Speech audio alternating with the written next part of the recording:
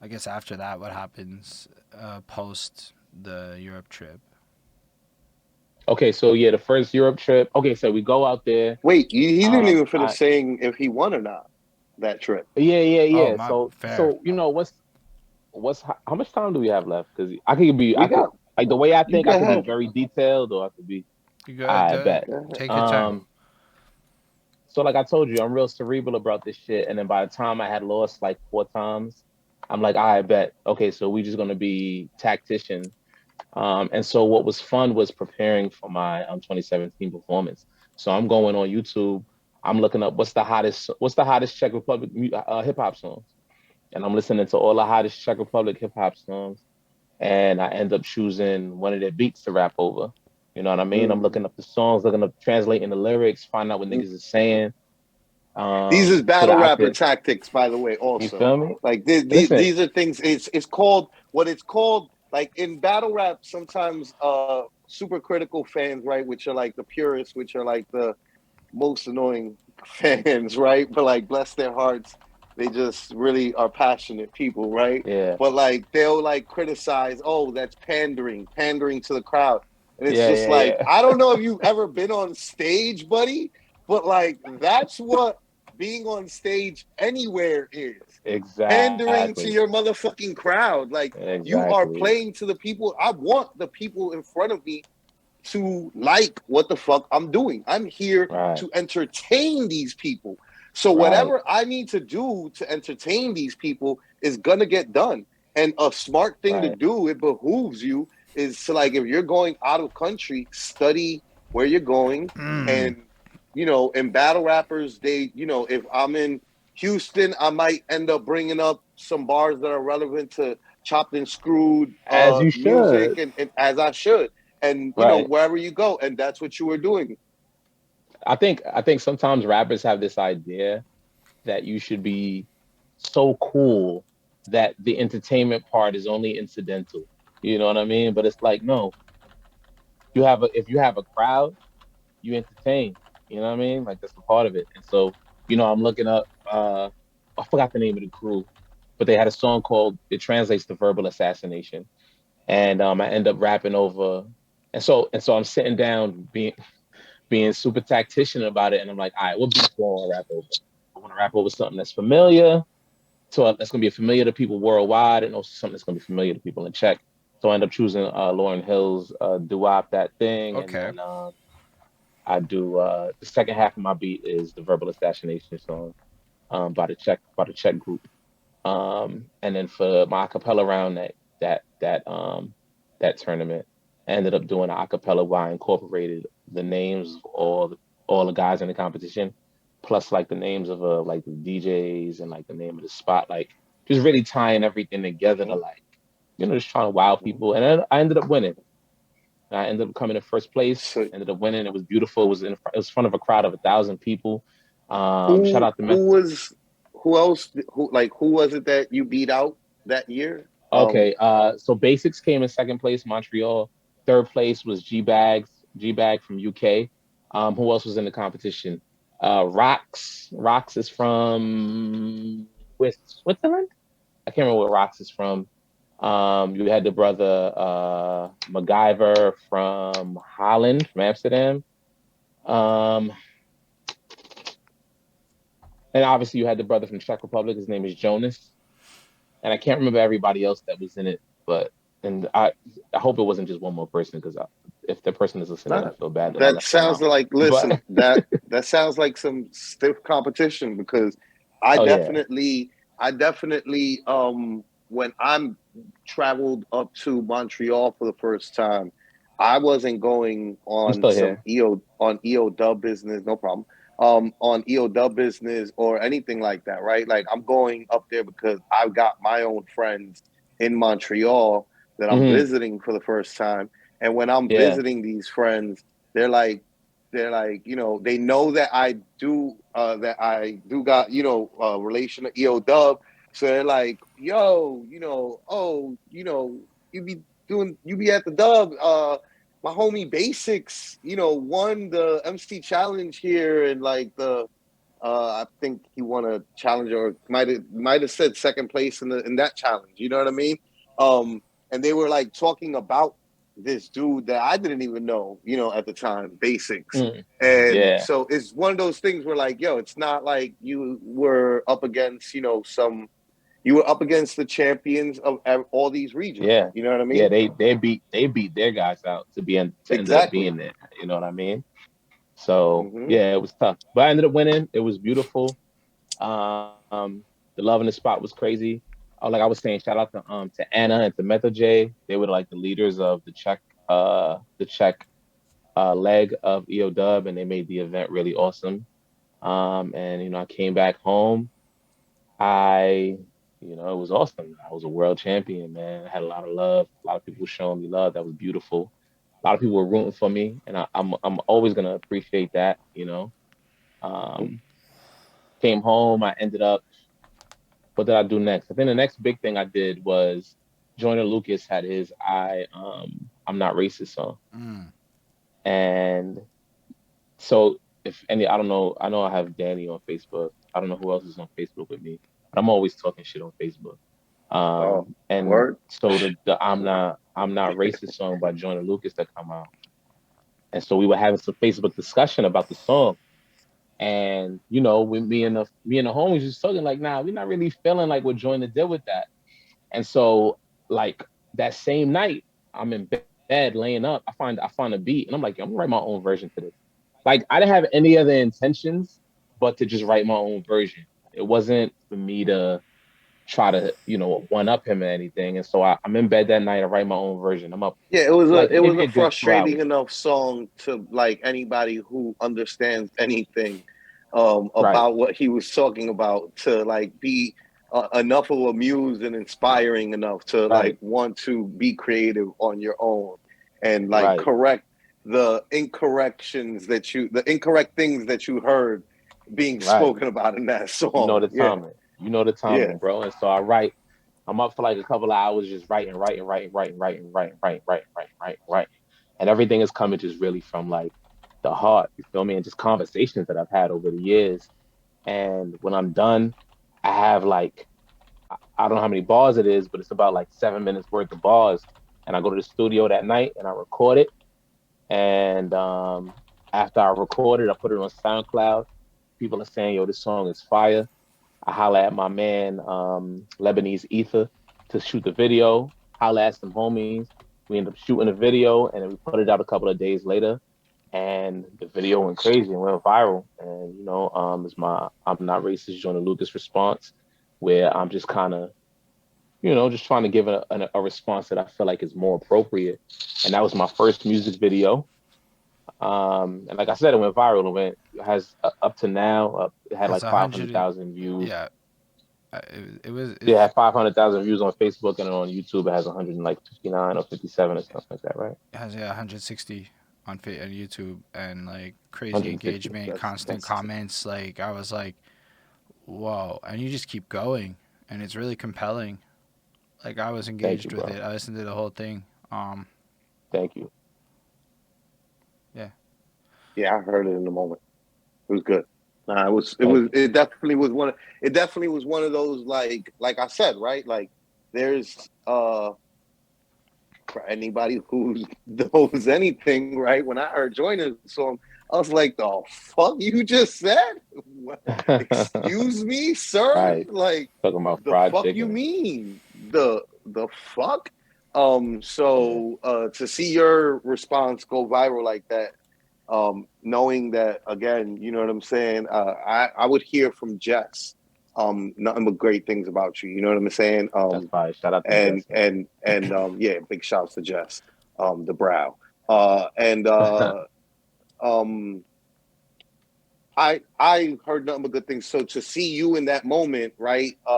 Get that light was like, oh, this is dope. You know what I'm saying? Same thing as like we'll get to it, I'm sure, but like the Lupe and Royce and Yeah, Mickey yeah, yeah. and you Royal Rumble. These are moments that right when I personally right like anytime that I see anybody in battle rap winning in a different medium, I'm elated for them. You know what I mean? And like whatever I can do. There's a battle rapper that I know that like I wanted to bring to my league that like ended up becoming a magician. And he's like Oh wow, fucking super popular on YouTube, like millions of that's views fire. as a magician. And I'm just like, it's lit, yo. Battle That's rappers turned fire. into goddamn magicians, and we could do anything. You know what I'm saying? Like we Word. are, like we're That talented people. creativity So don't like, you stop. know what I'm saying? Yeah, exactly. So like, to see you having had corrected Joyner in on that joint was like, oh, that's dope. You did what like I think a lot of us were like, somebody's got to fucking talk to this Yeah, guy, and you talked to him, and it was a good look. So that was what's up. good And looking. so next after that, So yeah, that was dope. The Root ended up picking up. I got an interview by the Root. They did me and what's his brother's name who had a good response as well. It's not coming to me. The rapper from the Bronx. My son. It'll come to me in a second. Yeah, my song. Yeah. Um, so fast forward. So 2018, we back on the EOW circuit again. Um, wow. 2018 is probably my favorite year of EOW because I was really in rare form the whole time. I was really in my most focused competitive drive, and I was in my most creative space, man. Like I was doing stuff that I really appreciated. When I found out it was going to be in Paris, I tried to keep it true to the culture as much as possible. So, I'm from Flatbush, and like I told you, my family's Caribbean. And so I was like, you know what? Let me do something about the Haitian Revolution. And mm, Mm. because Haiti they defeated France. So I'm like, if I'm gonna earn a trip to France, let me just do it the way that I'm gonna do it. Repping the culture. And so I grew up in Flatbush, which is a very Haitian neighborhood, and I have a lot of Haitian friends. And so I watched a DVD about the Haitian Revolution. I did a lot of reading about it. Found an instrumental, and I wrote a song about it, and the song ended up becoming a performance. Um, and so I had a coworker. His name is Scott. Shout out to him. He's been in a Oscar winning movie before. I asked him to play a French soldier on stage with me. I had a coworker because I teach as well. So my coworker, he's into swords and stuff, and so he had fake swords that were actually made of metal, and he let me borrow 'em. And I played one of the slaves who. So there's a lot of intricacies to the story that I'm not gonna get into, but I played a slave who was from Jamaica named Dutty Bookman, who helped lead the Haitian Revolution. And so me and Scott were on stage. The choreography that I created was for us to have this sword fight. And then my homegirl, she came and she was supposed to, just as Scott was subduing me. I don't know if you guys watched it, but just as Scott was subduing me and was about to kill me, she comes and then she stabs him in the back. And then we start doing like the Haitian battle cry, "Coupe tête boule kai," which means cut their heads off and burn their houses down. And then I get into the rap. And so, I do all that. And then at the end, there's a Haitian yo, song that comes on and we let dance me into the Haitian let me song. tell you something. he said, and then I got into the rap. Yo, that is that is that's how you fucking win. You know what I mean? Like carrying that, like in battle rap, that's right. Like, yo, The again, performance. like, you're here to entertain. I'm like, you're not Right. like this is what part of what we do is. It's not just any one thing. It is many things all balled up together. And if you can't put, which is what makes that, I can understand where Lupe would fall in love, same as anybody who's coming to EO Dub would fall in love when they see like, yo, oh my God, like you see the MC challenge, and you're just like, yo, these guys are doing everything. So like Right. you have to be able to do this, do that. You have to be able to freestyle. You have to be able to be able to work with a partner that you've never met before. You know what I mean? Which Mm. is to have synchronicity and chemistry like out of nowhere with people, which is just like, what? Like, who requests that? Who Right. asks for that, sir? You know, like that's not easy. Yeah. That's not like something that's just like and when you're there, it creates an environment, and it's literally the same thing as battle rap or anything in our culture that is when we're together somewhere, right? Right. It just the energy gets like whoa, palpable. You can Right. just taste it in the air, you know, and everybody there feels it, and the energy is Right. being shared together by everybody. You know what I'm saying? Indeed. True So indeed. yeah, for you to put in all that work and then rap, right? Like so you had choreography and there was a battle and then somebody got stabbed in the back and then rap. Symbolic battle You know what I'm cries saying? tying in Symbolic Right. model. Yeah. Yeah. You tying know what I'm into the saying? Like, geolocation history of both Yeah. the nations involved. Like that's deep. and then came the And then, rapping and then part. my homegirl Kaya, she was holding up the Haitian flag the whole time that I'm rapping too. Mm, So it's just like, It it sounds was like some wavy. I already know. You know, that's like you're, fire. if you're Yeah. there in that moment, everybody's like, "What?" Like, Yeah. It was is the crazy. like I wouldn't be And then, surprised and if then at the end, some oh, my people that fault. What you walked said? away from that show said, "This is the greatest show I've been to." You know, there are nights like Oh, that that's that awesome. they and I remember hearing the story of that. You know, Oh and wow. you know what I'm saying? Like like it's one of those things where it's just like certain things become lore enough, you know, Right. and you know, if you were Right. there that night, that's a top 10 moment, you know, in Facts. hip hop for people type shit. You know what I Yeah. mean? Good luck, bro.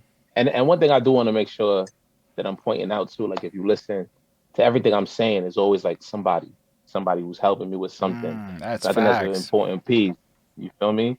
Like it's Mm-hmm. not just me. Every step of the way, there's somebody who either pointed me in direction or helped me with something. And then even so, like the second round or the acapella round that night, I did a sign language rap, and it's my homie Depeche, who's a sign language dancer. I wrote a rap, and he translated it into sign language for me. He taught me how to do it, and I ended up doing a sign language rap. You know what I mean? And then not to toot my own horn, but of course I won that night because it's like, all right, look at all the fucking shit I'm doing, right? Look at look at But all the effort that you put into it. I'm pretty sure not everybody right, else put in that level of effort into, you know, like you and yeah, but it's that's but it's this is something but it's that but people it's don't how understand. things step up. It's how like Yeah, so the exactly. person who was like the precursor to that for me was Falaz. Falaz in 2017, he had brought his homegirl on stage to play his therapist, who he was rapping to. You feel me? And so Word. it's like, Yep. if I had never seen Yeah, Falaz do that, you I would saw have never yeah, even yeah. thought I could bring Yeah, actors on yeah. stage with me. So it's like you build upon what everybody is Yes. doing. So shout out to Falaz for that. You I was able to understood build that. upon that, and You the other understood the cats have been assignment. able to build upon that. Right? That's a Exactly. big tip. You understood the assignment. This is the thing is that you know what it is you only learn through losing, right? Yeah, that's Like a because fact. winning, there's hardly any learning because Mm, you were Because you think you got it. victorious. Right. You You got think it. everything You you know did what I was mean? right. There's who's gonna correct the winner? Like Right. you already won. Like, well, I should have done what differently because this is what got me a W. You know what I'm saying? But in Yeah. losses come an education of what not to do and what to do in order to get to a further step. And then once Hmm. you win, right, you came back and you understood the assignment. You were like, yo, I now have to defend this motherfucking crown.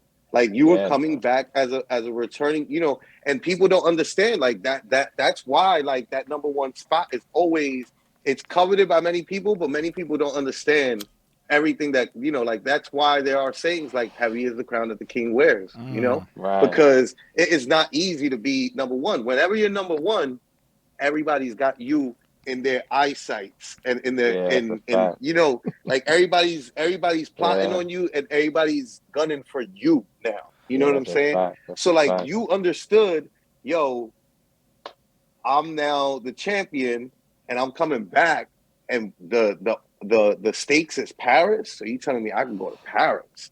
Mm. Ah, Yeah. nah, I'm gonna put in a champion's effort and you were recognized for a champion's effort. Yeah. And then the Paris thing too, when I was in high school, in my second high school, there was a trip to Paris that I really wanted to go to because I loved French. So my family couldn't afford it. And so from that time, since I was 15, I had always wanted to go to Paris, And so when this opportunity presented itself, I was just like, okay, yeah, we going hard, you know. Um, but yeah. And so fast forward, I ended up winning. We go to Paris. Paris was an amazing trip. Yo, we went to a party and they were playing tunes that I hadn't heard since I was going like basement parties in Flatbush when I was a kid. And that surprised the hell out of me. Paris had some dope culture. The crepes were fire. The KFC was fire. Hanging out with all the homies from all over the world was dope. That was the first time we hung out with the homies from China, C-Jam and Sweet, and those dudes were amazing. Matter of fact, that same night that we went to that party when they was playing the crazy tunes, we went to that party. We leave the party. I'm talking to security. I'm like, yo, bro, if there's any other parties going on around here? He was like, yeah, Onyx is performing next door. We're like, what? Onyx? So we swing right next door, and I'll never forget C-Jam and Sweet. They were like kids in a candy store when they saw Onyx right there in front of them. Like they were like just like blown away, which is a reminder too of like how much people outside of America really appreciate Yeah, 90s hip hop to the yeah. core. Oh man. I mean, They Oh do. my it's Like gosh. they have essentially a whole nother level of appreciation for it. Whole other level. it's essentially that 90s, like that's why it's hard to, and I just am not the type of person that's in the habit of compare. I don't compare myself to myself, and I should, Yeah. right? But Yeah. like I try not to like get too caught up in comparisons, and like there's never going to be anything to replicate that 90s era, because it just Yeah. was a once in a lifetime thing, you know what I mean? And Yeah. Fact. that was when it was making its way and like going across, the 80s, the 70s was it being born and it spreading across the city. And then the Right. 80s was it crossing state lines and going into other states.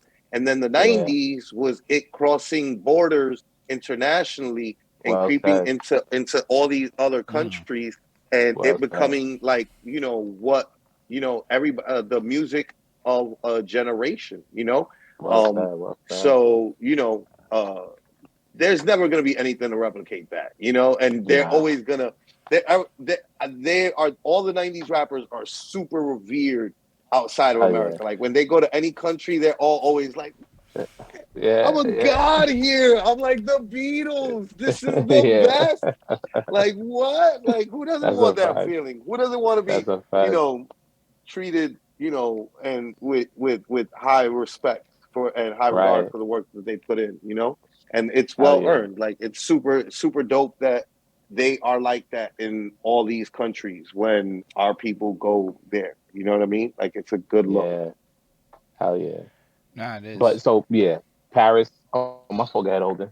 Nah, it is. Also, like Europe has this a different attitude to music where they tend to just appreciate all music rather than new music. Whereas in America, we kind of focus a lot on the new and the hot, and so we don't have that same appreciation Yeah. for older folk.